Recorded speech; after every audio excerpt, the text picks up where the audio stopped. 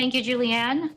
Tonight, we are so in for a treat. Our New York Bureau Chief, Joanne Soriano, takes us to the Philippine Consulate General there for a Terno and Barong exhibit as the office begins its Philippine Independence anniversary celebrations.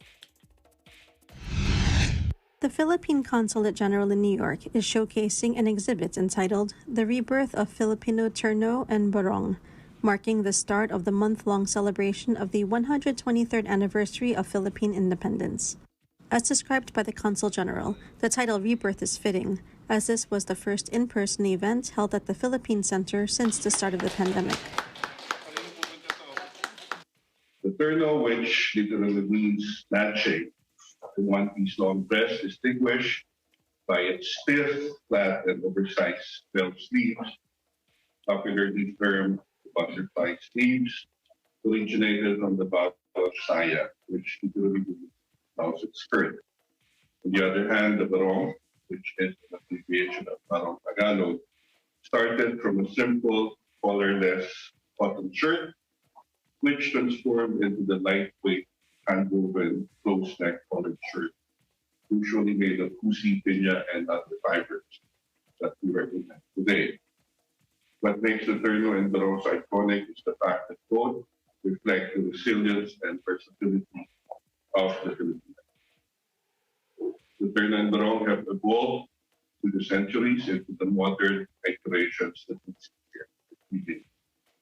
And as the Filipino has achieved the stature of being the quintessential global citizen, we will definitely see the Terno and Barong continue to be redesigned and reimagined through the years.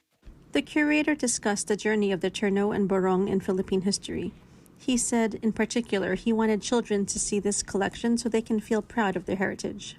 The rebirth of this Terno and Barong really inspired me because of the young and the children, and because I feel that, you know, sometimes we lost touch in bringing all our kids to showcase this kind of exhibit.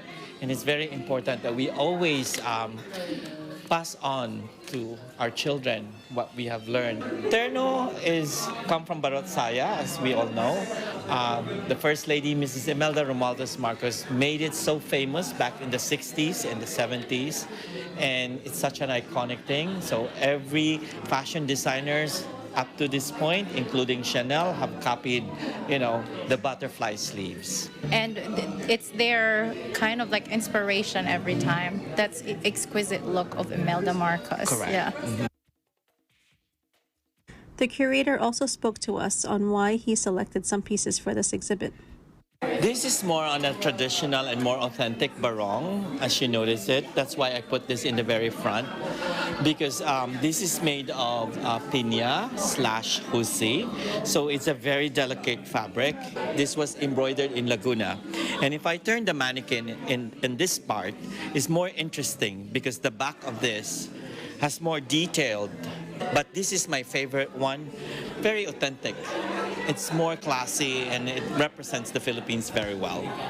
The reason I like this one is one of my favorite terno, owned by my no other friend, Tita Avi Pimo, one of the iconic women here in New York. And when I met her almost 20 years ago, I always loved the way she dressed.